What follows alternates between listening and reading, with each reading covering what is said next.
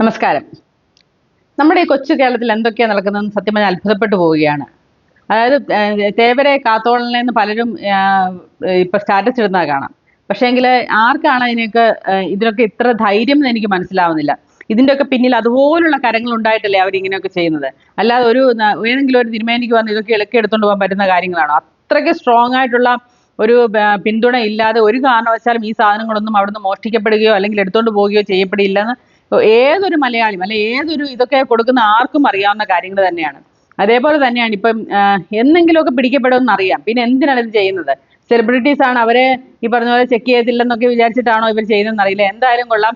ദുൽഖർ സൽമാൻ ആയിക്കോട്ടെ, മറ്റേ അമിത് ചാമക്കാലയ്ക്കലോ ചെക്കാലയ്ക്കല്, ഞാൻ അതിനെക്കുറിച്ച് ഒരു പ്രാവശ്യം പറഞ്ഞതുമാണ്. സന്തോഷം എന്ന് പറഞ്ഞ സിനിമയ്ക്കകത്ത് വളരെ മനോഹരമായ ഒരു കഥാപാത്രം, നല്ല രസമുള്ള ഒരു സിനിമ അഭിനയിച്ച ഇതാണ്. അതുപോലെ തന്നെ വാരിക്കുഴിയിലെ കൊലപാതകം, അങ്ങനെ എന്തോ ഒരു സിനിമ. അത് രണ്ടും നല്ലൊരു സിനിമയായിരുന്നു. അവൻ നായകനായിട്ട് വന്നത് അമിത് കാലയ്ക്കൽ.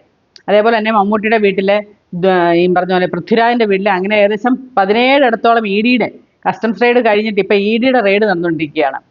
ഇവരൊക്കെ ഇനി ഇത് എനിക്ക് മനസ്സിലാവാത്തത്, ഇനിയും ഈ ശബരിമല വിഷയം മറക്കാൻ വേണ്ടിയിട്ട് പുതിയൊരു സംഭവം കൊണ്ടുവന്നതാണോ അതോ ഇനി എന്താ സംഭവം എന്നറിയില്ല. ഇനി അടുത്ത കേസ് വരുമ്പോൾ ഇത് നമ്മൾ മറക്കും.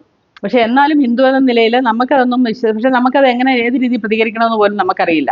നമ്മൾ ഏത് രീതിയിലാണ് പ്രതികരിക്കേണ്ടത്? ഒരു വീഡിയോ ചെയ്തുകൊണ്ടൊന്നും അതിനകത്തൊന്നും ഒന്നും ആവാൻ പോകില്ല. എത്രയോ പേര് വന്നിരുന്ന് അതിനെക്കുറിച്ച് പറയുന്നു. പക്ഷെ അതിലൊന്നും ഒരു കാര്യവുമില്ല. ഇത് കണ്ടെത്തുന്നത് എങ്ങനെയാണെന്ന് നമുക്ക് മനസ്സിലാക്കാൻ പോലും പറ്റുന്നില്ല. ഏത് രീതിയിൽ പോയെന്ന് പോലും ഇതുവരെ ഒരു ഐഡിയ കിട്ടിയിട്ടില്ല. പിന്നെ എങ്ങനെ ഇത് കണ്ടെത്തുമെന്നാണ് ഈ പറയുന്നത്. അതൊക്കെ മിക്കവരുടെ വീട്ടിലെയും ഭാര്യമാരുടെയും പിള്ളേരുടെയും ഒക്കെ അടുത്തുള്ള ആഭരണമായി കാണും. ഈ കൊണ്ടുപോയതൊക്കെ അവരവിടെ അങ്ങനെ സൂക്ഷിച്ചു വെച്ചിരിക്കുകയാണ്. ഒന്നുമല്ല, അതൊക്കെ ഇപ്പോൾ ഒരിക്കലും ഒരു ആഭരണമൊക്കെ ആയി കാണുമെന്നാണ് എൻ്റെ വിചാരം. അതേപോലെ തന്നെ ഈ സെലിബ്രിറ്റീസ് ഇങ്ങനെ കള്ളക്കടത്തുകൾ നടത്തുന്നു എന്നൊരു പ്രചരണമാണോ സത്യമാണോ ഒന്നും അറിയില്ല. എന്തായാലും കൊള്ളാം.